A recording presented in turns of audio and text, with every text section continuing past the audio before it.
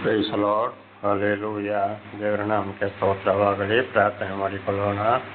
ಸರ್ವ ಸೃಷ್ಟಿಕರ್ತನಾದ ತಂದೆಯ ದೇವರೇ, ಮಗನ ದೇವರೇ, ಪರಿಶುದ್ಧಾತ್ಮನೇ, ನಿಮ್ಮ ನಾಮಕ್ಕೆ ಸ್ತೋತ್ರ ಸ್ವಾಮಿ. ಈ ದಿವಸವು ಈ ಸಮಯವು ಕೂಡ ನಿಮ್ಮಿಂದ ನೇಮಕವಾಗಿದೆ, ಅದಕ್ಕಾಗಿ ನಿಮಗೆ ಸ್ತೋತ್ರ. ಈ ದಿವಸದ ಸಂದೇಶದ ಭಾಗವನ್ನು ಹೇರಳವಾಗಿ ಆಶೀರ್ವದಿಸಿ ನಿಮ್ಮ ಪವಿತ್ರ ಆತ್ಮನ ಮೂಲಕ ನಡೆಸಲು ಸಹಾಯ ಮಾಡುವುದಕ್ಕಾಗಿಯೂ ನಿಮಗೆ ಸ್ತೋತ್ರ. ನಿಮ್ಮೆಲ್ಲ ಉಪಕಾರ ಪ್ರೀತಿಗಾಗಿ ಸ್ತೋತ್ರ. ಯೇಸುವಿನ ನಾಮದಲ್ಲಿ ಪ್ರಾರ್ಥಿಸಿದ್ದೇನೆ ನಮ್ಮ ತಂದೆಯೇ, ಆಮೇನ್. ಇದನ್ನು ಕೇಳುತ್ತಿರುವ ನನ್ನ ಸಹೋದರ ಸಹೋದರಿ, ನಿಮಗೂ ನನ್ನ ಹೃದಯಪೂರ್ವಕವಾದಂಥ ನಮಸ್ಕಾರಗಳು. ದೇವರು ಈ ದಿವಸ ಕೂಡ ನಿಮ್ಮನ್ನು, ನಿಮ್ಮ ಮಕ್ಕಳನ್ನು ಓದಲ್ಲಿಯೂ ಬಂದಲ್ಲಿಯೂ ಎಲ್ಲ ಕೆಲಸ ಕಾರ್ಯಗಳಲ್ಲಿಯೂ ಹೇರಳವಾಗಿ ಆಶೀರ್ವದಿಸಲೆಂದು ಪ್ರತಿ ದಿವಸ ಬೆಳಗಿನ ಜಾವದ ಪ್ರಾರ್ಥನೆಯಲ್ಲಿ ಪ್ರಾರ್ಥಿಸುವನಾಗಿದ್ದೇನೆ. ದೇವರ ನಾಮಕ್ಕೆ ಸ್ತೋತ್ರ. ಈ ದಿವಸದ ಸಂದೇಶದ ಭಾಗವು ಕೀರ್ತನೆಗಳು 74:1. ಕೀರ್ತನೆಗಳು 74:1. ಇದರ ಮುಖ್ಯಾಂಶ ಏನಪ್ಪ ಅಂದರೆ, ದೇವಾಲಯವನ್ನು ಹಾಳು ಮಾಡಿದ ಶತ್ರುಗಳನ್ನು ತಗ್ಗಿಸಿ ಸಹಾಯ ಮಾಡಬೇಕೆಂದು ಪ್ರಾರ್ಥಿಸುವುದು. ಅಸಾಫನ ಪದ್ಯ. ಹಿಂದೆ 73ನೇ ಕೀರ್ತನೆ ಕೂಡ ಅಸಾಫನ ಕೀರ್ತನೆ ಆಗಿದೆ. ಇದು 74ನೇ ಅಧ್ಯಾಯ ಕೂಡ ಅಸಾಫನ ಕೀರ್ತನೆ ಆಗಿದೆ. ದೇವಾಲಯವನ್ನು ಅಂದರೆ ದೇವರನ್ನು ಹಿಂದೆ ಜೆರುಸಲೇಮನ್ನು ಕೂಡ ತುಳಿದ್ರು, ಅವರಿಗೂ ಕೂಡ ಪ್ರಾರ್ಥಿಸಿದರು. ಹಾಗೆ ಇವತ್ತು ನಾವು ಕೂಡ ಏನಾಗ್ತದೆ, ನಾವು ಕೂಡ ಪ್ರಾರ್ಥನೆ ಮಾಡುವುದಾದರೆ ಒಂದು ವೇಳೆ ವಿರೋಧಿಗಳು ಪ್ರಾರ್ಥನೆ ಮಾಡುವ ಸ್ಥಳವನ್ನು ಏನಾದರೂ ವಿರೋಧಿಗಳು ಹಾಳು ಮಾಡುವುದಾದರೆ, ಕೆಡುವುದಾದರೆ, ನಾನಾ ರೀತಿ ನಾಶ ಮಾಡುವುದಾದರೆ ಇವತ್ತು ಕೂಡ ನಡೀತಾ ಇದೆ ಅಲ್ಲಿ. ಅಂಥವರಿಗೆ ನಾವು ದೇವರಲ್ಲಿ ಪ್ರಾರ್ಥಿಸಬೇಕು. ದೇವರೇ, ಅವರನ್ನು ತಗ್ಗಿಸಪ್ಪ, ಇನ್ನು ಮುಂದೆ ಹಾಗೆ ಆಗಲು ಬಿಡಬೇಡ, ಅವರು ನಿನ್ನ ಸಾಕ್ಷಿಗಳಾಗುವಂತೆ ಮಾಡುವಂಥ ಒಂದು. ಇನ್ನೊಂದು ದೇವಾಲಯ ಏನಪ್ಪ ಅಂದರೆ, ನಿನ್ನ ದೇಹವೇ ದೇವಾಲಯ ಎಂಬುದಾಗಿ ಬೈಬಲಲ್ಲಿ ಕೂಡ ಬರೆಯಲ್ಪಟ್ಟಿದೆ. ಇದನ್ನು ಬಸವಣ್ಣನವರು ಕೂಡ ಅದನ್ನೇ ಹೇಳಿದ್ದಾರೆ, ದೇಹವೇ ದೇಗುಲವಯ್ಯ ಅಂತೇಳಿ. ಶ್ರೀಕೃಷ್ಣ ಪರಮಾತ್ಮನು ಕೂಡ ಅದನ್ನೇ ಹೇಳಿದ್ದಾರೆ. ಹಾಗೆ ನಮ್ಮ ದೇಹವೇ ದೇವಾಲಯ. ದೇವರು ನಮ್ಮ ಶರೀರದಲ್ಲಿ ವಾಸ ಮಾಡ್ತಾ ಇದ್ದಾರೆ. ಅವರೊಂದು ಶಕ್ತಿ ನಮ್ಮ ಶರೀರದಲ್ಲಿ ವಾಸ ಮಾಡ್ತಾ ಇದೆ. ಅದೇ ಗಾಳಿಯ ರೂಪ ಜೀವ. ಈ ಗಾಳಿ ದೇವರ ಜೀವ ಶ್ವಾಸವಾಗಿದೆ. ಅದು ನಮ್ಮ ಮೂಗಿನ ಮೂಲಕ ನಮ್ಮ ಶರೀರದೊಳಗೆ ಹೋಗಿ ಪ್ರವೇಶ ಮಾಡಿ ವಾಪಸ್ ಬರೋದರಿಂದ ನಾವು ಜೀವಂತರಾಗ್ತಾ ಇದ್ದೇವೆ, ಜೀವವಾಗ್ತಾ ಇದ್ದೇವೆ. ಆದ್ದರಿಂದ ನಿನ್ನ ದೇಹವೇ ದೇವಾಲಯ. ಹಾಗೆ ಈ ದೇವಾಲಯ, ಹಾಗೆ ನಮಗೂ ಕೂಡ ಇವತ್ತು ಯಾರಾದರೂ ಏನಾದರೂ ತೊಂದರೆ ಕೊಡುವುದಾದರೆ ದೇವರ ವಿಷಯದಲ್ಲಿ ಅಥವಾ ಎಲ್ಲ ವಿಷಯದಲ್ಲಿ ಅಂಥವರಿಗಾಗಿ ಕೂಡ ನಾವು ಪ್ರಾರ್ಥಿಸಬೇಕು ಅಂತ ಈ ಕೀರ್ತನೆಯ ಮುಖ್ಯಾಂಶವಾಗಿದೆ. ಹಾಗೆ ಈಗ 1ನೇ ವಚನವನ್ನು ಓದಿಕೊಳ್ಳೋಣ. 74:1. ದೇವರೇ, ನೀನು ನಮ್ಮನ್ನು ಸಂಪೂರ್ಣವಾಗಿ ತಳ್ಳಿಬಿಟ್ಟಿದ್ದೇಕೆ? ನೀನು ಪಾಲಿಸುವ ಹಿಂಡಿನ ಮೇಲೆ ನಿನ್ನ ಕೋಪಾಗ್ನಿಯು ಹೊಗೆ ಆಡುವುದೇನು? ದೇವರೇ, ನನ್ನ ತಳ್ಳಿ ಬಿಡಬೇಡಪ್ಪ. ಕಾರಣ ಯಾಕೆಪ್ಪ ತಳ್ಳಿ ಬಿಟ್ಟಿದ್ದೇಕೆ ಅಂತ ಅಸಾಫನೊಂದು ಪ್ರಶ್ನೆ ಮಾಡ್ತಾ ಇದ್ದೇನೆ. ಹಾಗಲ್ಲಿ ಅಸಾಫನು ಮತ್ತೆ ಏನಾದರೂ, ಈಗ ದೇವರು ನಮ್ಮನ್ನು ತಳ್ಳಿ ಬಿಡುವುದಿಲ್ಲ. ಇದನ್ನು ಹಿಂದೆ ಕೂಡ ನಾವು ಬಹಳ ಸಲ ನೋಡಿಕೊಂಡಿದ್ದೇವೆ. ನಾವು ಮಾಡಿದ ಒಂದು ತಪ್ಪುಗಳಿಗಾಗಿಯೂ ಕೂಡ ನಮಗೆ ಶಿಕ್ಷೆ ಬಂದೇ ಬರ್ತದೆ. ದೇವರ ಶಿಕ್ಷೆಗೊಳಪಡಿಸ್ತಾನೆ ಅಂದರೆ ಶೋಧನೆಗೆ. ಅಲ್ಲಿ ನಾವು ಶುದ್ಧರಾಗಲಿಕ್ಕೋಸ್ಕರ. ಆಮೇಲೆ ಒಂದು ಈ ಪ್ರಕೃತಿ ನಿಯಮದಲ್ಲಿ ಕೂಡ ನಾನಾ ರೀತಿ ಕಷ್ಟ, ಸಂಕಟ, ದುಃಖ, ಕಾಯಿಲೆಗಳು ಕೂಡ ಬರಬಹುದು. ಇದನ್ನು ಕೂಡ ನಾವು ಹಿಂದೆ ತಿಳ್ಕೊಂಡಿದ್ದೇವೆ. ಅದಕ್ಕೆ ಈ ಅಸಾಫನ ಜೀವಿತದಲ್ಲಿ ಕೂಡ ಅದು ಬಂದಿರಬಹುದು. ಅದಕ್ಕೆ ದೇವರೇ, ನೀನು ನಮ್ಮನ್ನು ಸಂಪೂರ್ಣವಾಗಿ ತಳ್ಳಿಬಿಟ್ಟಿದ್ದೇಕೆ? ನೀನು ಪಾಲಿಸಿದ ಹಿಂಡಿನ ಮೇಲೆ ನಿನ್ನ ಕೋಪಾಗ್ನಿಯು ಹೊಗೆ ಆಡುವುದೇನು ಅಂತೇಳಿ.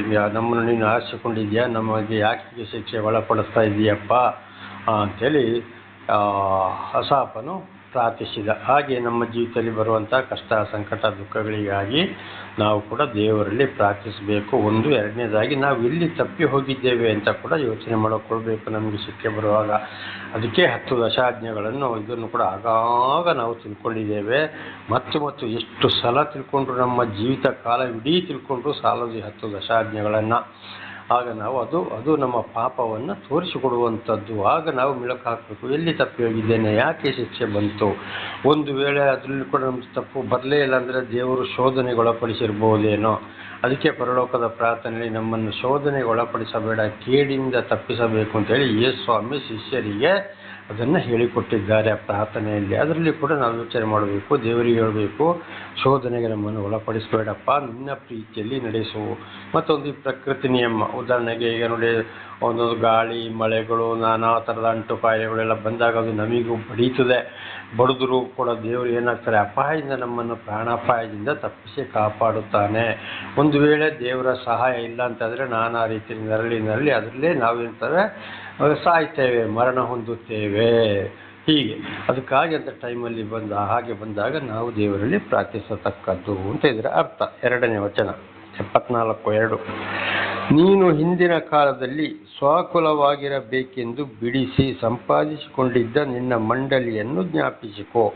ನೀನು ಹಿಂದಿನ ಕಾಲದಲ್ಲಿ ಸ್ವಕುಲವಾಗಿರಬೇಕೆಂದು ಬಿಡಿಸಿ ಸಂಪಾದಿಸಿಕೊಂಡ ನಿನ್ನ ಮಂಡಳಿಯನ್ನು ಜ್ಞಾಪಿಸಿಕೋ. ನೋಡಿ, ಹಿಂದೆ ನಾವು ನೋಡುವಾಗ ದೇವರು ಇವತ್ತು ನಮಗೆ ದರ್ಶನ ಕೊಟ್ಟಿರಬೇಕಾದ್ರೆ ನಮ್ಮನ್ನು ಅನೇಕ ನಮ್ಮ ಹಿರಿಯರ ಪಾಪಗಳಿಂದಲೂ ನಮ್ಮ ಪಾಪಗಳಿಂದಲೂ ನಾವು ಸತ್ತು ಮಣ್ಣಿಗೆ ಮಣ್ಣಾಗಿ ಧೂಳಿಗೆ ಧೂಳಾಗಿ ಹೋಗುವವರನ್ನ ಎಬ್ಬಿಸಿ ನಿಲ್ಲಿಸಿ ಸಾಕ್ಷಿಯನ್ನಾಗಿ ಮಾರ್ಪಡ್ತಾ ಇದ್ದಾರೆ. ನಮ್ಮ ಜೀವಿತದಲ್ಲಿ ಅದ್ಭುತ ಕಾರ್ಯಗಳನ್ನು ಮಾಡ್ತಲೇ ಇದ್ದಾರೆ.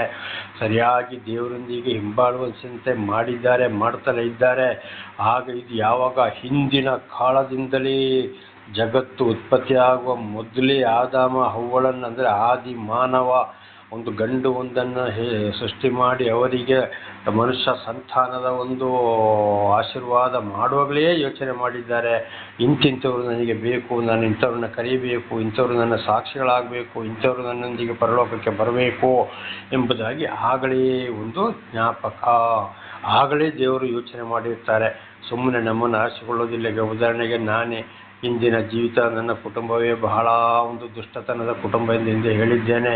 ಅದೇ ದುಷ್ಟತನ ನನಗೆ ಹೋಯಿತು. ಇವತ್ತು ದೇವರ ವಾಕ್ಯವನ್ನು ಎತ್ತಲು, ಪ್ರಾರ್ಥನೆ ಮಾಡಲು, ಇನ್ನೊಬ್ಬರಿಗೆ ಅದರ ಬಗ್ಗೆ ತಿಳಿಸಲು, ಪರಲೋಕದ ಕಡೆಗೆ ನೋಡಲು, ಕೈ ಎತ್ತಲು ಯಾವ ಯೋಗ್ಯತೆಯೂ ನನಗಿಲ್ಲ. ಇವತ್ತು ಜೀವದ ಬೆಳಕೆಂಬ ಚಾನಲಲ್ಲಿ ಕೂಡ ಇವತ್ತು ನಾಳೆ ಇದನ್ನು ಮಾತನಾಡುವ ಹಾಗೆ ಇಲ್ಲ. ಅಂಥ ಒಂದು ಯೋಗ್ಯತೆ ನನಗೆ ಇರಲಿಲ್ಲ. ಆದರೆ ಏನಾಗಿದೆ, ಮಣ್ಣಿಗೆ ಮಣ್ಣಾಗಿ ಧೂಳಿಗೆ ಧೂಳಾಗಿ ಹೋಗಿ 32 ವರ್ಷ ಆಗಬೇಕಾದವನನ್ನು ದೇವರು ಎಬ್ಬಿಸಿ ನಿಲ್ಲಿಸಿ ಇವತ್ತು ಎಲ್ಲ ಅನೇಕ ಕೇಡು ಗಂಡಾಂತರ ಮರಣದ ಪಾಶ ಶತ್ರುಗಳ ಕೈಯಿಂದ ಇವತ್ತು ಹೆಂಡತಿ ಮಕ್ಕಳು ವಿರೋಧಿಗಳಾಗಿ ಬಂದಾಗ, ಕುಟುಂಬ ಸಂಸಾರ ವಿರೋಧಿಗಳಾಗಿ ಬಂದಾಗ ಬಿಡಿಸಿ ಈ 72 ವರ್ಷದಲ್ಲಿ ಕೂಡ ಒಬ್ಬಂಟಿಗನಾಗಿ ನಿಂತು ಇವತ್ತು ದೇವರ ಒಂದು ಸತ್ಯ ಸುವಾರ್ತೆಯನ್ನು ಸಾರಬೇಕೆಂಬುದಾದರೆ ಇದು ನನ್ನ ಒಂದು ಶಕ್ತಿಯೋ, ನನ್ನ ಯೋಜನೆಯೋ, ನನ್ನ ಜ್ಞಾನವೋ, ನನ್ನ ಸಾಮರ್ಥ್ಯವೋ ಖಂಡಿತವಾಗಲೂ ಅಲ್ಲ. ಸರ್ವ ಸೃಷ್ಟಿಕರ್ತನಾದಂಥ ದೇವರ ಒಂದು ಶಕ್ತಿ, ದೇವರ ನಾಮಕ್ಕೆ ಸ್ತೋತ್ರ, ಅವರ ಒಂದು ಪ್ರೀತಿ, ಅವರ ಒಂದು ಬಲ. ಆಗ ಏನಾಗಿದೆ, ಮೊದಲೇ ನನ್ನನ್ನು ದೇವರು ಆರಿಸಿಕೊಂಡಿದ್ದಾರೆ ಅಂತ ಇದರ ಅರ್ಥವಾಗಿದೆ.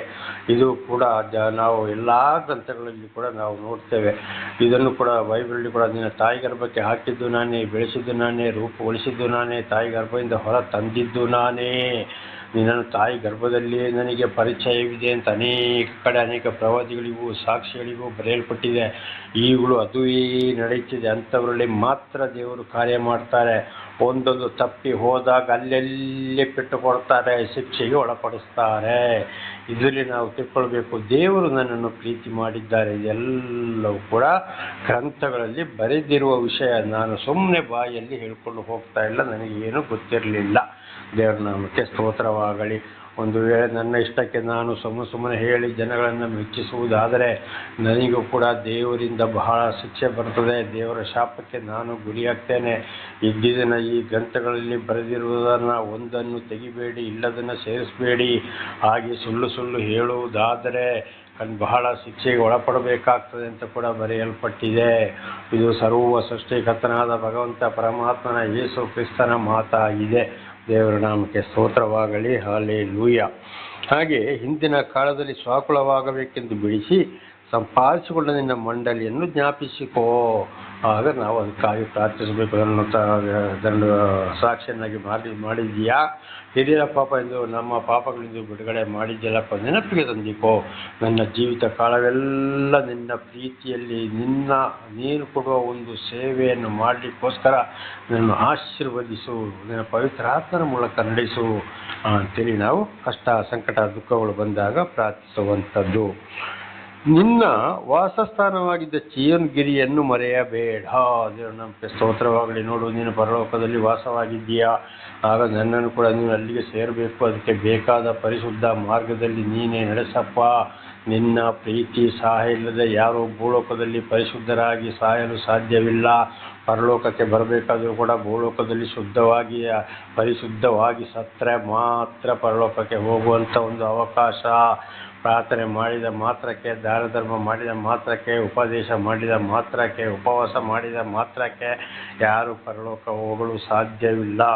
ದೇವರ ವಾಕ್ಯಗಳಲ್ಲಿ ಒಂದರಲ್ಲಿ ತಪ್ಪಿ ಹೋದರೆ ಪರಲೋಕದ ಹೊರ ಬಿದ್ದಿರ್ತಾರೆ. ಕೈಲಾಸಕ್ಕೆ ಸರ್ವ ಸೃಷ್ಟಿಕರ್ತರ ದೇವರ ಬಳಿಗೆ ಹೋಗಲು ಸಾಧ್ಯವಿಲ್ಲ ಅಂತೇಳಿ ದೇವರ ಮಾತು ನಮಗೆ ಸ್ಪಷ್ಟವಾಗಿ ತಿಳಿಸುತ್ತಲೇ ಇದೆ.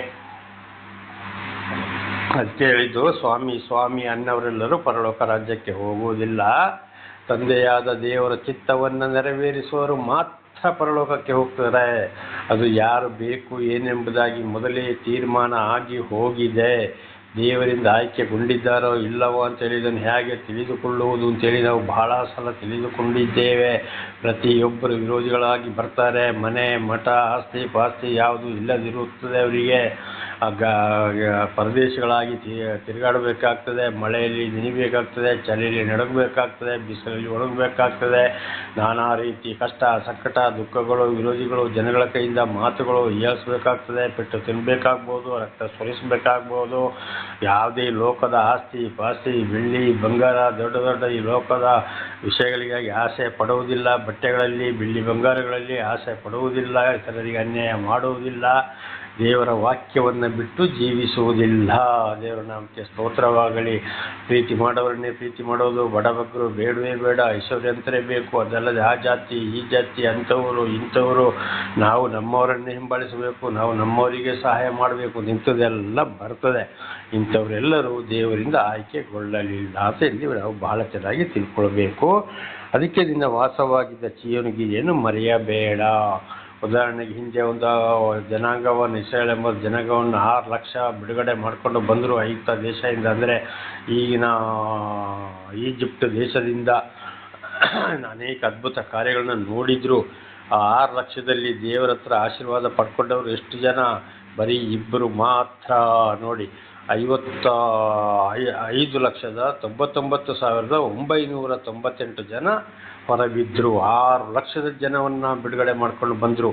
ಅದರಲ್ಲಿ ನಿಜವಾಗಿ ದೇವರನ್ನು ಹಿಂಬಾಲಿಸಿದವರು 2 ಮಾತ್ರ. ಅದನ್ನೇ ಈಗಲೂ ನಾವು ಲೆಕ್ಕ ಹಾಕ್ಕೊಳ್ಬೇಕಾಗ್ತದೆ. ದೇವರ ನಮಗೆ ಸ್ತೋತ್ರವಾಗಲಿ. ಅದಕ್ಕೆ ಪ್ರಾರ್ಥನೆ ಮಾಡಿದವರು, ಸ್ವಾಮಿ ಸ್ವಾಮಿ ಅಂತ ಹೇಳಿದವರೆಲ್ಲರ ಪರಲೋಕ ಹೋಗಲಿಕ್ಕೆ ಸಾಧ್ಯವಿಲ್ಲ. ಉಪವಾಸ ಮಾಡಿದವರು, ಉಪದೇಶ ಮಾಡಿದವರು ಉಪವಾಸ ಮಾಡ್ಬೋದು. ಎಲ್ಲಿ ಯಾವ ಊರಿಗೆ ಹೋಗ್ಬೋದು, ಯಾವ ಭಾಷೆಯನ್ನೇ ಮಾತಾಡ್ಬೋದು, ಎಷ್ಟೇ ಬೋಧನೆಯನ್ನು ಮಾಡ್ಬೋದು.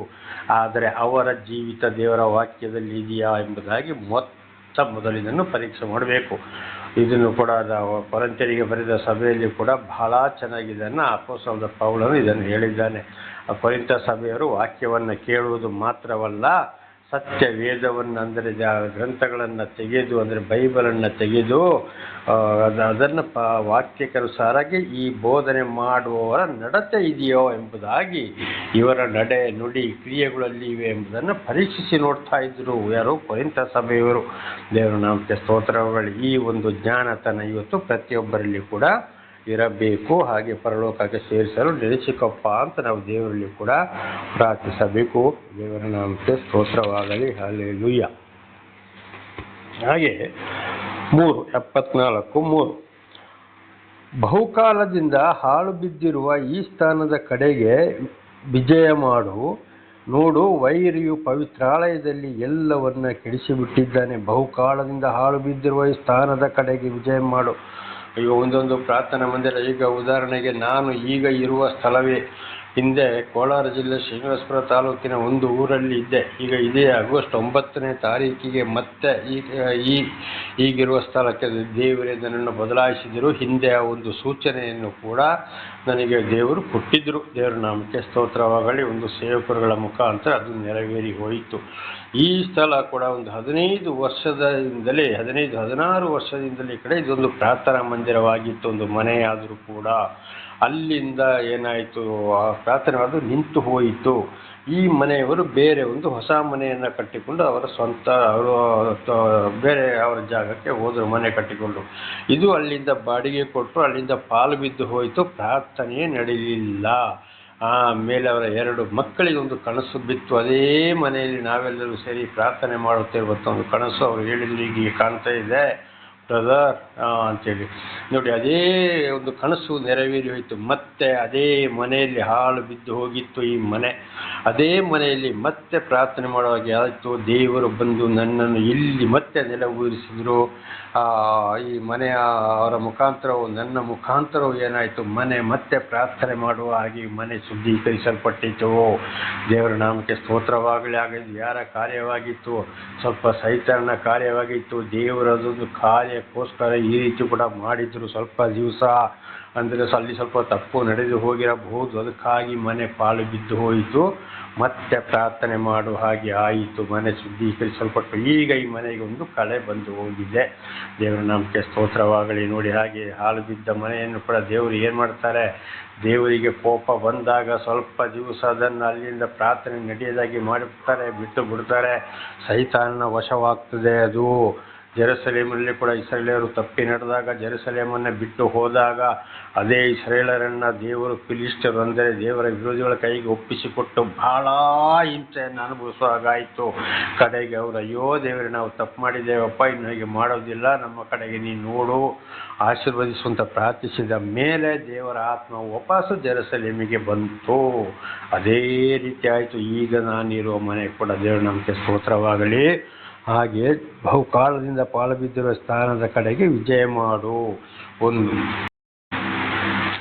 ಒಂದು ಎರಡನೇ ಪಾಲು ಬಿದ್ದಿರುವ ಸ್ಥಾನ ಯಾವುದಪ್ಪ ಅಂದರೆ ನಮ್ಮ ಶರೀರ. ನಮ್ಮ ಶರೀರದಲ್ಲಿ ಕೂಡ ಒಂದು ಸಲ ದೇವರು ಅನೇಕ ಕಾರ್ಯಗಳನ್ನು ಮಾಡಿದ ಮೇಲೆ, ಪಾಪಗಳಿಂದ ಬಿಡುಗಡೆ ಮಾಡಿದ ಮೇಲೆ, ನಮಗೆ ರಕ್ಷಣೆ ಕೊಟ್ಟು ನಡೆಸ್ತಾ ಬರುವಾಗ ಮತ್ತೆ ನಾವು ಬರ್ತಾ ಏನಾಯಿತು, ದೇವರನ್ನು ಬಿಟ್ಟು ಹೋದಾಗ, ದೇವರು ತಿಳಿಸ್ತಾರೆ ದೇವರಿಂದ ದೂರ ಹೋದಾಗ ದೇವರು ನಮ್ಮ ಕಡೆ ಇರುವ ದೃಷ್ಟಿಯನ್ನು ತೆಗೆದು ಬಿಡುತ್ತಾರೆ. ನಮ್ಮ ಕಡೆಗೆ ದೇವರ ನೋಟ ಇರುವುದಿಲ್ಲ. ಆಗ ಏನಾಗ್ತದೆ, ಈ ಲೋಕದ ಅಧಿಪತಿ ಸೈತಾನನು ಅಂದರೆ ದುಷ್ಟಶಕ್ತಿಗಳು, ಈ ದುಷ್ಟಶಕ್ತಿ ಕೆಟ್ಟ ಜನಗಳ ಮುಖಾಂತರ ನಮ್ಮಲ್ಲಿಗೆ ಬಂದು ಪ್ರವೇಶ ಮಾಡ್ತಾರೆ. ನಮ್ಮ ಜೀವಮಾನವನ್ನೇ ಕಡೆಗೆ ಮದ್ಯಪಾನ, ಧೂಮಪಾನ, ವ್ಯಭಿಚಾರ, ಕದಿಯೋದು, ಸುಳ್ಳು ಹೇಳೋದು, 10 ದಶಾಜ್ಞೆಗಳಿಗೆ ವಿರುದ್ಧವಾಗಿ ನಡೆದು ನಮ್ಮ ಜೀವಮಾನವನ್ನೇ ಹಾಳು ಮಾಡಿಬಿಡ್ತಾನೆ. ಯಾರು? ಸೈತಾನ. ದೇವರಿಂದ ದೂರ ಹೋಗಿರುವಾಗ ಅದುವೇ ಇವತ್ತು ನಮ್ಮ ಶರೀರವೆಂಬ ನಿನ್ನ ದೇಹವೇ ದೇವಾಲಯ, ದೇವರಿಗೆ ದೇವಾಲಯವಾಗಿ ಶರೀರವೆಂಬ ದೇವಾಲಯನ್ನು ಕೂಡ ಸೈತಾನ ಕೆಡಿಸಿಬಿಡ್ತಾನೆ. ಆವಾಗ ಇದೆಲ್ಲ ನಮಗೆ ಅರ್ಥ ಆದಾಗ ಮತ್ತು ದೇವರ ಒಂದು ಪ್ರೀತಿ ಬರ್ತದೆ. ಆವಾಗ ಒಂದು ವೇಳೆ ಅಂಥ ಸಂದರ್ಭ ಆದರೂ ಕೂಡ ನಾವು ದೇವರಲ್ಲಿ ಪ್ರಾರ್ಥಿಸಬೇಕು. ದೇವರೇ, ನನ್ನ ಶರೀರವೆಂಬ ದೇವಾಲಯ ಕೂಡ ನಾಶ ಆಗಲಿ ಬಿಡಬೇಡಪ್ಪ, ನಿನ್ನ ಪ್ರೀತಿಯಲ್ಲಿ ನಡೆಸು, ನಿನ್ನ ಪವಿತ್ರ ಆತ್ಮನ ಮೂಲಕ ನಡೆಸು. ಪ್ರಾರ್ಥನೆ ಮಾಡುವ ಸ್ಥಳವನ್ನು ಕೂಡ ಆಶೀರ್ವದಿಸು. ಅದರ ಮೇಲೊಂದು ದೃಷ್ಟಿಯನ್ನು ನೀನು ಇಟ್ಟುಕೊಪ್ಪ, ವಿಜಯವನ್ನು ಮಾಡು ಅಂತೇಳಿ ನಾವು ಪ್ರಾರ್ಥಿಸಬೇಕು. ದೇವರ ನಮಗೆ ಸ್ತೋತ್ರವಾಗಲಿ. ಹಾಗೆ ಇವತ್ತು ನಮ್ಮ ಜೀವಿತವು ಕೂಡ ಹಾಳಾಗುವಂಥದ್ದು, ಪ್ರಾರ್ಥನಾ ಸ್ಥಳ ಕೂಡ ಅಲ್ಲಿ ಪಾಳು ಬೀಳೋದು ಯಾವುದಾಗಿದೆ, ದೇವರಿಗೆ ವಿರುದ್ಧವಾಗಿ ನಡೆಯುವಾಗ ಆವಾಗ ಬಹಳ ಶಿಕ್ಷೆಯನ್ನು ಅನುಭವಿಸಬೇಕಾಗ್ತದೆ. ಆಗ ಸಮಯದಲ್ಲಿ ನಾವು ಪ್ರಾರ್ಥಿಸಬೇಕು. ನೋಡು, ವೈರಿಯು ಪವಿತ್ರಾಲಯದಲ್ಲಿ ಎಲ್ಲವನ್ನ ಕೆಡಿಸಿಬಿಟ್ಟಿದ್ದಾನೆ. ನೋಡಿ, ಇದೇ ಆಗಲೇ ಏನಾಗಿದ್ರು, ಈ ಮನೆಯನ್ನು 2 ಸಲ ಈಗ ನಾನು ದೇವರು ನನಗೆ ಕೊಟ್ಟಿರುವ ಈ ವಾಸದ ಮನೆ ಈಗ ಆಗಸ್ಟ್ 9ಕ್ಕೆ ನನ್ನ ಮೊದಲು ಸೇರೋ ಮೊದಲು 2 ಸಲ ಈ ಮನೆಯನ್ನು ಬಾಡಿಗೆ ಕೊಟ್ಟು ಕೂಡ ಅಲ್ಲಲ್ಲಿ ಫೋಟೋಗಳನ್ನು ತೂಗಿ ಹಾಕುವುದು, ಏನೆಲ್ಲೋ ಪೂಜೆ ಪುರಸ್ಕಾರಗಳು, ಸೈತಾನ ಕಾರ್ಯಗಳು ನಡೆದು ಬಿಟ್ಟವು. ನೋಡಿ, ಅಲ್ಲಿ ಏನಾಯಿತು, ಸೈತಾನನ ಮೂಲಕ ಈ ದೇವರ ಒಂದು ಪ್ರಾರ್ಥನಾ ಸ್ಥಳ ಕೆಟ್ಟು ಹೋಯಿತು. ದೇವರ ನಾಮಕ್ಕೆ ಸ್ತೋತ್ರವಾಗಲಿ. ಹಲ್ಲೆಲೂಯಾ. ಆದರೆ ಅವರು ಬಹುಕಾಲ ಕೂಡ 2 ಕಡೆಯವರು ನಿಲ್ಲಲು ಆಗಲಿಲ್ಲ. ದೇವರು ಅವರನ್ನು ಮತ್ತೆ ದಾಟಿಸಿದ್ರು. ದೇವರ ನಾಮಕ್ಕೆ ಸ್ತೋತ್ರವಾಗಲಿ. ಈಗ ದೇವರು ಮತ್ತೆ ನನ್ನನ್ನು ತಂದು ನೆಲೆಯೂರಿಸಿದ್ದಾರೆ. ಈಗ ಈ ಮನೆಯ ಅವರ ಮುಖಾಂತರವು, ನನ್ನ ಮುಖಾಂತರವು ಮನೆ ಇಲ್ಲಿ ಶುದ್ಧವಾಯಿತು. ಈಗ ಬೆಳಿಗ್ಗೆ ಸಾಯಂಕಾಲ ಆದಷ್ಟು ದೇವರ ಒಂದು ಸ್ತೋತ್ರ ಈ ಮನೆಯಲ್ಲಿ ನಡೆಯುತ್ತಾ ಇದೆ. ದೇವರ ನಾಮಕ್ಕೆ ಸ್ತೋತ್ರಗಳು. ಈಗ ಸೈತಾನನಿಗೆ ಸೋಲಾಯಿತು. ಹಾಗೆ ಅಂಥ ಸ್ಥಳಕ್ಕಾಗಿ ಕೂಡ ನಾವು ಪ್ರಾರ್ಥಿಸಬೇಕು. ನಮ್ಮ ಮನೆ ಎಂಬ ದೇವಾಲಯವನ್ನು ಕೂಡ ನಾಶವಾಗಲು ಬಿಡಬಾರದು. ಅಂದರೆ ದೇವರ ವಾಕ್ಯಕ್ಕೆ ವಿರುದ್ಧವಾಗಿ ನಡೆಯಬಾರದು. ನಡೆದಾಗ ಒಂದೊಂದು ಕಷ್ಟ, ಸಂಕಟ, ದುಃಖಗಳು, ಶಿಕ್ಷೆಗಳು ಬರುತ್ತವೆ. ಆಗ ಅರ್ಥ ಮಾಡಿಕೊಳ್ಳಬೇಕು, ವಿನಃ ನಾವು ದೂಷಣೆ ಮಾಡುವುದಲ್ಲ ದೇವರನ್ನು. ಮತ್ತು ದೇವರು ಯಾರ ಮುಖಾಂತರ ಸರಿಯಾಗಿ ದೇವರನ್ನು ತಿಳಿಯಪಡಿಸ್ತಾರೋ ನಾವು ದೂಷಣೆ ಮಾಡಲು ಹೋಗಬಾರ್ದು. ಅದಕ್ಕೆ ಆಗಾಗ ಹೇಳುವಂಥದ್ದು 10 ದಶಾಜ್ಞೆಗಳು ನಮ್ಮ ಹೃದಯದಲ್ಲಿ ಜ್ಞಾನದಲ್ಲಿ ಇರಬೇಕು ಎಂಬುದಾಗಿ. ಇದನ್ನೇ ಬಸವಣ್ಣವರು ಕೂಡ ಅದೇ 10 ದಶಾಜ್ಞೆಗಳನ್ನು ಕೂಡ ಹೇಳಿದ್ದಾರೆ. ಕಳಬೇಡ, ಸರಿ ಬರುವುದಿಲ್ಲ ಅದು. ಕಳಬೇಡ, ಕೊಳಬೇಡ, ಹುಸಿಯ ನುಡಿಯಲು ಬೇಡ, ಅನ್ಯರಿಗೆ ತೊಂದರೆ ಮಾಡಬೇಡ ಅಂತ ಅವರು ಕೂಡ ಇದೇ ವಿಷಯವನ್ನು ಸಾರಿದ್ದಾರೆ. ದೇವರ ನಾಮಕ್ಕೆ ಸ್ತೋತ್ರವಾಗಲಿ. ಹಾಗೆ ನಮ್ಮ ಶರೀರವೆಂಬ ದೇವಾಲಯವನ್ನು ಕೂಡ ನಾವು ದೇವರಿಂದ ದೂರ ಹೋಗುವಾಗ ವೈರಿ ಅಂದರೆ ಸೈತನ ದುಷ್ಟ ಜನರ ಮೂಲಕ ನಮ್ಮನ್ನು ಕೆಡಿಸಿಬಿಡ್ತಾನೆ. ಇದರ ಬಗ್ಗೆ ಬಹಳ ಎಚ್ಚರವಾಗಿರಬೇಕು. ದೇವರ ದರ್ಶನವಾದ ಮೇಲೆ ಒಂದು ವೇಳೆ ಹಾಗೆ ಆಗ್ತಾ ಹೋಗುತ್ತಿಗೆ ನಾವು ದೇವರಲ್ಲಿ ಅಸಾಪನ್ನು ಪ್ರಾರ್ಥಿಸಿದ ಹಾಗೆ ನಾವು ಕೂಡ ಪ್ರಾರ್ಥಿಸಬೇಕು. ದೇವರಿಂದ ದೂರ ಇಂತಹ ಕಷ್ಟ, ಸಂಕಟ, ದುಃಖ ಬಂದರೂ ಸತ್ತರು ಸಾಯಲಿ, ಬದುಕಿದ್ರು ಬದುಕಲಿ, ನಾನಿನ್ನು ದೇವರನ್ನೇ ಹಿಂಬಾಲಿಸ್ತಾನೆಪ್ಪ. ಯಾರಪ್ಪ ದೇವರು? ಸರ್ವವನ್ನು ಸೃಷ್ಟಿ ಮಾಡಿದಂಥ ದೇವರಾಗಿದ್ದಾರೆ. ಇವತ್ತು ಬೈಬಲಲ್ಲಿ ಯೇಸು, ಯೆಹೋವ, ಸರ್ವೇಶ್ವರ, ಪರಮೇಶ್ವರ, ಶ್ರೀನಿವಾಸ, ಪರಮಾತ್ಮ, ಭಗವಂತ ಅಂತ ಹೇಳುವಂಥದ್ದು ಬೈಬಲಲ್ಲೇ ಬರೆಯಲ್ಪಟ್ಟಿದೆ. 2 ಬೈಬಲ್ಗಳಲ್ಲಿ. ಕುರಾನಲ್ಲಿ ಅಲ್ಲಾಹ್ ಅಕ್ಬರ್ ಅಂತ ಹೇಳುತ್ತದೆ, ದೇವರ ನಮಗೆ ಸ್ತೋತ್ರ.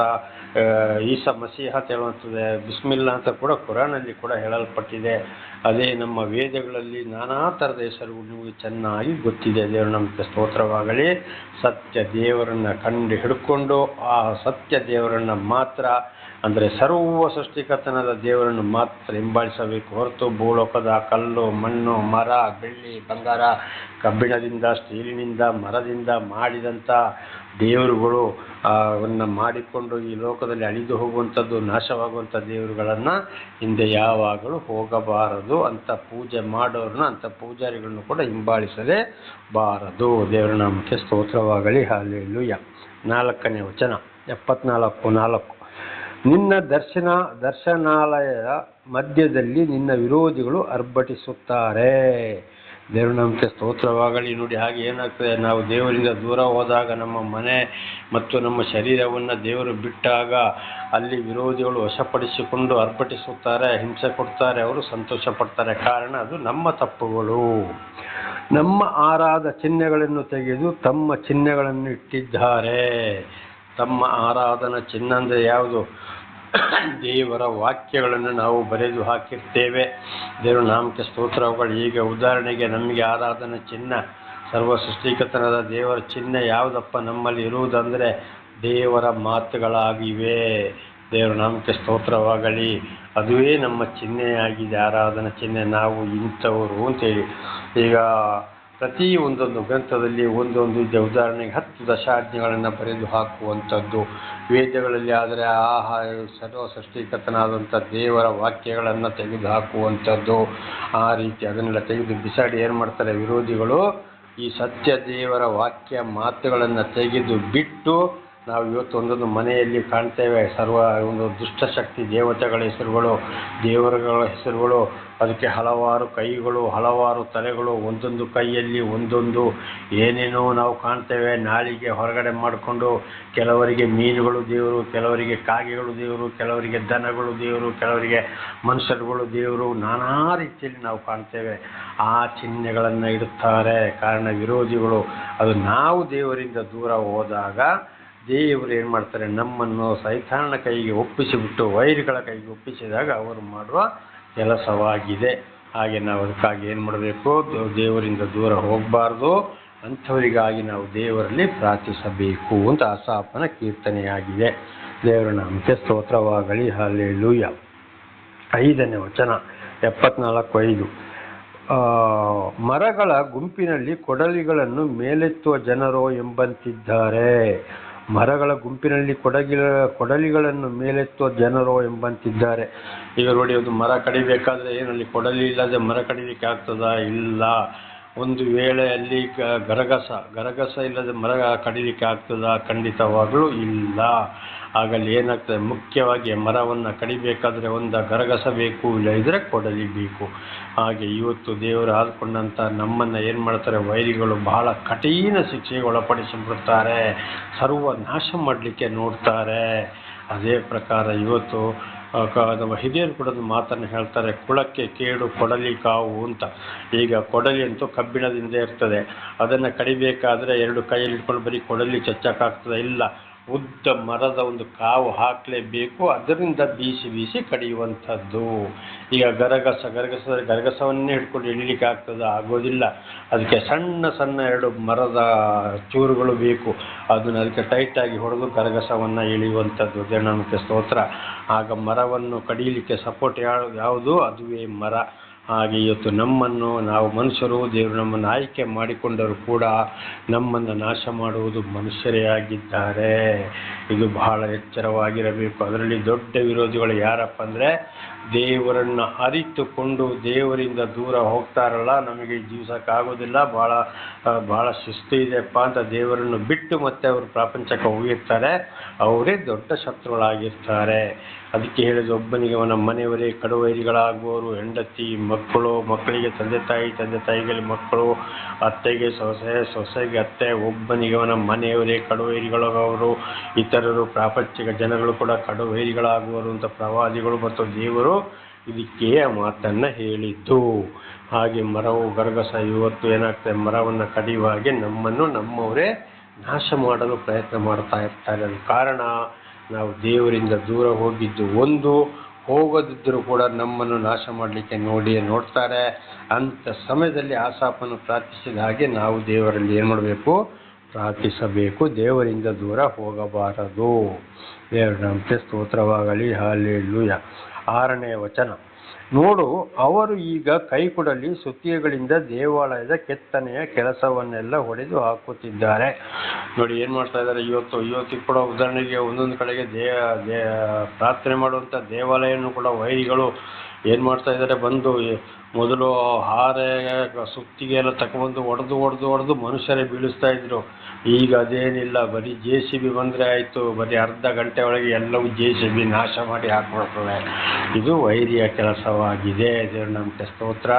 ಹಾಗಂಥವ್ರಿಗಾಗಿ ಕೂಡ ನಾವು ಪ್ರಾರ್ಥನೆಯನ್ನು ಮಾಡಬೇಕು. ನಮ್ಮ ಶರೀರ ಎಂಬವನ್ನು ಕೂಡ ಈಗ ಹಾಳು ಮಾಡ್ತಾರೆ, ದೇವಾಲಯವನ್ನು ಕೂಡ ಇವತ್ತು JCBಗಳ ಮೂಲಕ ನಾಶವನ್ನು ಮಾಡ್ತಾ ಇದ್ದಾರೆ. ಅಂಥವರಿಗಾಗಿ ನಾವು ಪ್ರಾರ್ಥಿಸಬೇಕು. ಇದೆಲ್ಲವನ್ನು ನಾವು ಮಾಧ್ಯಮಗಳಲ್ಲಿ ಕೂಡ ನೋಡ್ತೇವೆ. ಸತ್ಯ ದೇವರಂದರೆ ಆಗುವುದೇ ಇಲ್ಲ. ಈ ಥರ ಆಗಲೇ ಹೇಳಿದಾಗೆ ನಾನಾ ರೀತಿ ದುಷ್ಟ ಶಕ್ತಿಗಳನ್ನು ಇವತ್ತು ಏನು ಮಾಡ್ತಾ ಇದ್ದಾರೆ, ಅದಕ್ಕೆ ಎಷ್ಟೋ ದುಡ್ಡುಗಳನ್ನ ಖರ್ಚು ಮಾಡಿ ಬಡ ಬಗ್ಗರಿಗೆ ಮನೆ ಮಠಕ್ಕೆ, ಅನಾಥ ಮಕ್ಕಳಿಗೆ, ಅನಾಥ ವೃದ್ಧರಿಗೆ, ಬಡ ಬಗ್ಗರಿಗೆ ಮದುವೆಗೆ, ಮನೆ ಕಟ್ಟಲಿಕ್ಕೆ, ವಿದ್ಯಾಭ್ಯಾಸಕ್ಕೆ, ಆಸ್ಪತ್ರೆಗೆ ಇಲ್ಲದಿದ್ದರೂ ಕೂಡ ಇಂಥದಕ್ಕೆ ಜನರ ದುಡ್ಡನ್ನೇ ಖರ್ಚು ಮಾಡಿ ಕೋಟಿ ಕೋಟಿ ಕೋಟಿ ಕೋಟಿ ಖರ್ಚು ಮಾಡಿ ಏನೇನೋ ಮಾಡ್ತಾರೆ. ಅಲ್ಲಿ ಕಳ್ಳ ಕಾಕರು ತಿಂದು ತೇಗ್ತಾ ಇದ್ದಾರೆ. ಅದರಿಂದ ಕೋಟೇಶ್ವರ ಐಶ್ವರ್ಯವಂತರು ಆಗ್ತಾ ಇದ್ದಾರೆ. ಆದರೆ ದೇವರೊಂದು ಮಾತನ್ನು ಹೇಳಿದರೆ, ಮನುಷ್ಯ ಕಟ್ಟಿದ ಗುಡಿಯಲ್ಲಿ ನಾನು ವಾಸ ಮಾಡುವುದಿಲ್ಲ, ನನ್ನ ಮಾತಿಗೆ ನೀವು ವಿಧೇಯರಾಗಿ ಜೀವಿಸಿ, ನನ್ನ ವಾಕ್ಯವನ್ನು ನೀವು ಅರ್ಥ ಮಾಡಿಕೊಳ್ಳಿ ಅಂತ ಇಷ್ಟೇ ಹೇಳಿದ್ದು. ಆದರೆ ಇವರಿಗೆಲ್ಲ ಇವತ್ತು ಏನು ಮಾಡ್ತಾರೆ, ಸುಮ್ಮನೆ ನಾನಾ ಥರದ ನಾಟಕಗಳು, ನಾನಾ ಥರದ ವೇಷಗಳು ಅನ್ನು ಹಾಕಿಕೊಂಡು, ಬಣ್ಣಗಳನ್ನ ಬಳಕೆಕೊಂಡು, ಏನೇನೋ ವೇಷಗಳನ್ನ ಹಾಕ್ಕೊಂಡು ನಾವು ಅಂಥವ್ರು ನಾವು ಇಂಥವ್ರು ಅಂತ ಅದಕ್ಕಾಗಿ ಒಂದು ಪಕ್ಷವನ್ನು ಕಟ್ಟಿಕೊಂಡು ಇವತ್ತು ಏನು ಮಾಡ್ತಾರೆ, ಜನಗಳ ದುಡ್ಡನ್ನು ಇವತ್ತು ವೇಸ್ಟ್ ಮಾಡ್ತಾ ಇದ್ದಾರೆ, ನಾಶ ಮಾಡ್ತಾ ಇದ್ದಾರೆ. ಸರಿಯಾದ ಜ್ಞಾನ ವಿಚಾರಗಳು ಅವರಿಗೂ ಇಲ್ಲವೇ ಇಲ್ಲ. ಆದ್ದರಿಂದ ನಾವು ಬಹಳ ಎಚ್ಚರವಾಗಿರಬೇಕು. ನಮ್ಮ ಶರೀರ ಎಂಬ ದೇವಾಲಯವನ್ನು ಕೂಡ ನಾಶ ಮಾಡ್ತಾರೆ. ಅದಕ್ಕಾಗಿ ನಾವು ಪ್ರಾರ್ಥಿಸಬೇಕು. ದೇವರ ನಾಮಕ್ಕೆ ಸ್ತೋತ್ರವಾಗಲಿ.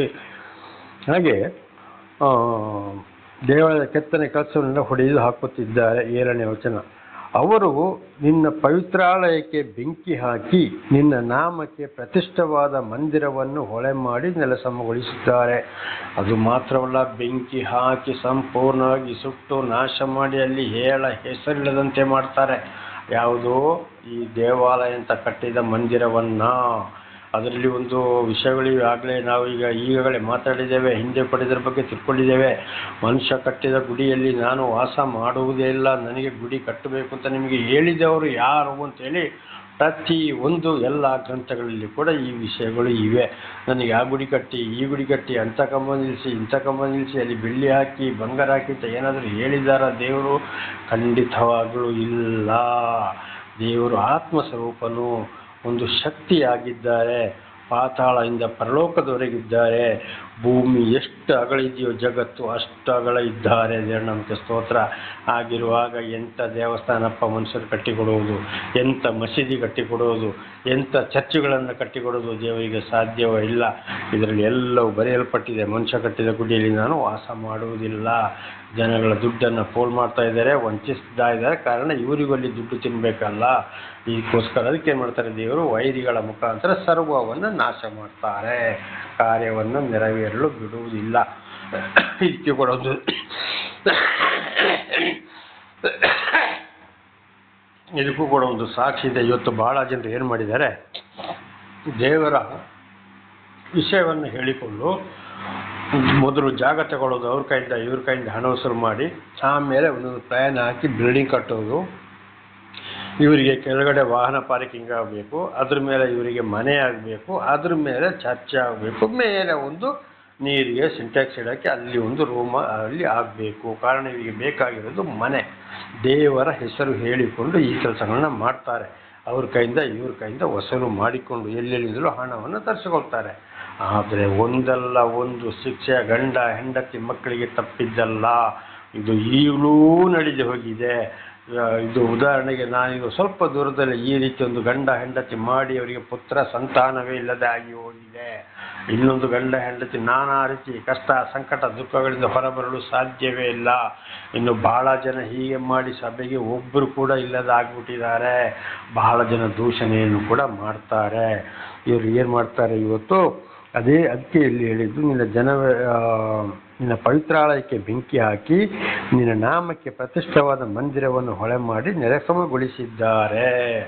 ಆದರೆ ನಿಜವಾಗ್ಲೂ ಮಾಡೋರಿಗೆ ಪವಿತ್ರ ಸ್ಥಳ ಯಾವುದು? ಪರಿಶುದ್ಧ ಸ್ಥಳ. ಕೆಲವರು ಹೇಳ್ತಾರೆ ನಮ್ಮ ಸಭೆನೇ ಪರಿಶುದ್ಧ ಸ್ಥಳ, ನಮ್ಮಲ್ಲಿ ಇರೋದು ಪವಿತ್ರ ಆತ್ಮ ವರ. ಪವಿತ್ರ ಆತ್ಮ ಇಡೀ ಭೂಲೋಕದಲ್ಲಿಯೂ ಪಾತಾಳದಿಂದ ಪರಲೋಕದ ಇಡೀ ಜಗತ್ತಿನ ಆಗಮಿಸಿದಷ್ಟಿದ್ದಾರಪ್ಪ, ಒಂದೇ ಸ್ಥಳದಲ್ಲಿ ಇಲ್ಲ. ಇದನ್ನು ಸರಿಯಾಗಿ ತಿಳ್ಕೊಂಡವರಿಗೆ ಮಾತ್ರ ಗೊತ್ತಾಗುವುದು.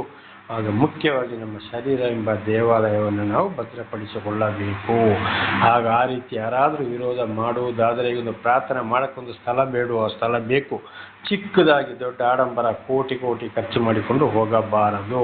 ಅದಕ್ಕೆ ಯಾರಾದರೂ ತೊಂದರೆ ಮಾಡುವುದಾದರೆ ಅದಕ್ಕಾಗಿ ಪ್ರಾರ್ಥಿಸಬೇಕು. ನಮಗೂ ಯಾರಾದರೂ ತೊಂದರೆ ಮಾಡುವುದಾದರೆ ನಾವು ಅದಕ್ಕಾಗಿ ದೇವರಲ್ಲಿ ಪ್ರಾರ್ಥಿಸಬೇಕು. ಇದು ನಾಳೆಗೂ ಮುಂದುವರಿಯುವುದು. ಪ್ರಾರ್ಥನೆ ಮಾಡಿಕೊಳ್ಳೋಣ. ಸರ್ವ ಸೃಷ್ಟಿಕರ್ತನ ತಂದೆಯ ದೇವರೇ, ಮಗನ ದೇವರೇ, ಪರಿಶುದ್ಧಾತ್ಮನ ಇವತ್ತಿನ ಒಂದು ಸಂದೇಶವನ್ನು ನನ್ನ ಸಹೋದರ ಸಹೋದರಿಗೆ ಅಂದರೆ ಕೇಳುತ್ತಿರುವವರಿಗೆ ಅವರು ಚೆನ್ನಾಗಿ ಕೇಳಿ ಅರ್ಥ ಮಾಡಿಕೊಂಡು ವಾಕ್ಯಕ್ಕೆ ವಿಧೇಯರಾಗಿ ಜೀವಿಸಿ ನಿಮ್ಮ ಸಾಕ್ಷಿಗಳಾಗುವಂತೆ ಮಾರ್ಪಡಿಸಿರಿ. ಅವರ ಮಕ್ಕಳಿಗೂ ಅವರು ಇದನ್ನು ತಿಳಿಸಿ ಅವರೆಲ್ಲರೂ ನಿಮ್ಮಿಂದ ಆಶೀರ್ವಾದ ಹೊಂದಿ ಕೊನೆಗೆ ಪರಿಶುದ್ಧರಾಗಿ ಭೂಲೋಕದ ಜೀವನವನ್ನು ಅಂತ್ಯಗೊಳಿಸಿ ನ್ಯಾಯ ತೀರ್ಪಿಗಾಗಿ ನೀವು ಬರುವಾಗ ನಿಮ್ಮೊಂದಿಗೆ ಪರಲೋಕಕ್ಕೆ ಬರಲು ಬೇಕಾದ ಯೋಗ್ಯತೆಯಲ್ಲಿ ಅವರನ್ನು ನಡೆಸಿರಿ ಸ್ವಾಮಿ. ಅದಕ್ಕಾಗಿ ನನ್ನ ಮುಖಾಂತರ ಬೆರಳಿನಿಕೆಯಷ್ಟು ಮಂದಿ ಕೇಳುವಾಗಿಯೂ ಕೂಡ ನೀವು ಮಾಡಿದ್ದೀರಿ. ಅವರ ಮೇಲೆ ನಿಮ್ಮ ಪ್ರೀತಿ ಇರುವುದಕ್ಕಾಗಿಯೂ ನಿಮಗೆ ಸ್ತೋತ್ರ. ನಾನು ಕೂಡ ಹೆಚ್ಚೆಚ್ಚಾಗಿ ತಿಳಿದುಕೊಳ್ಳುವಂತೆ ನೀವು ಮಾಡಿದ್ದಕ್ಕಾಗಿ ಮಾಡ್ತಾ ಇರುವುದಕ್ಕಾಗಿ ಸ್ತೋತ್ರ. ಯೇಸುವಿನ ನಾಮದಲ್ಲಿ ಪ್ರಾರ್ಥಿಸಿದ್ದೇನೆ ನಮ್ಮ ತಂದೆಯೇ, ಆಮೇನ್. ಇದನ್ನು ಕೇಳುತ್ತಿರುವ ನನ್ನ ಸಹೋದರ ಸಹೋದರಿಯರು, ನಿಮಗೂ ನನ್ನ ಹೃದಯಪೂರ್ವಕವಾದಂಥ ಧನ್ಯವಾದಗಳು. ದೇವರು ನಿಮ್ಮನ್ನು ನಿಮ್ಮ ಮಕ್ಕಳನ್ನು ಎಲ್ಲ ರೀತಿಯಲ್ಲಿ ಹೇರಳವಾಗಿ ನಡೆಸಲಿ. ದೇವರ ವಾಕ್ಯಕ್ಕೆ ವಿಧೇಯರಾಗಿ ಜೀವಿಸಿ ಆಶೀರ್ವಾದವನ್ನು ಹೊಂದಿ ಪರಿಶುದ್ಧರಾಗಿ ಭೂಲೋಕದ ಜೀವನವನ್ನು ಅಂತ್ಯಗೊಳ್ಳುವಂತೆ ಮಾಡಲಿ. ಆಮೇನ್.